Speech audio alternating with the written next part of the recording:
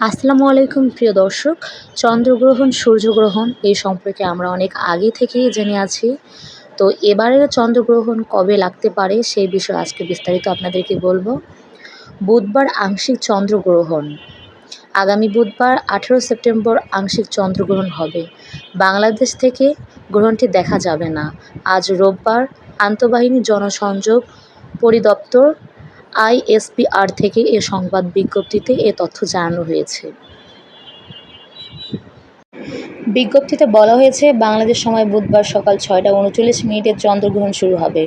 সকাল 8টা 44 মিনিটে চন্দ্রগ্রহণ চূড়ান্ত পর্যায়ে পৌঁছবে। গ্রহণ শেষ হবে সকাল 10টা 49 মিনিটে। বাংলাদেশ থেকে এই গ্রহণ দেখা না গেলেও অ্যান্টার্কটিকা, পশ্চিম ভারত মহাসাগর, আফ্রিকা, ইউরোপ, আটলান্টিক মহাসাগর ও পলিনেশিয়া অঞ্চল থেকে আংশিকভাবে দৃশ্যমান হবে। প্রসঙ্গগত, পৃথিবী, সূর্য ও চাঁদের মাঝখানে এলে চন্দ্রগ্রহণ হয়। সেই সময় পৃথিবীর ছায়া চাঁদের উপরে পড়ে। প্রিয় দর্শক, প্রতিদিন এমন নতুন নতুন নিউজ পেতে আমার চ্যানেলটি সাবস্ক্রাইব করুন, লাইক, কমেন্ট এবং শেয়ার করে পাশেই থাকুন। ততক্ষণ সবাই ভালো থাকুন, সুস্থ থাকুন।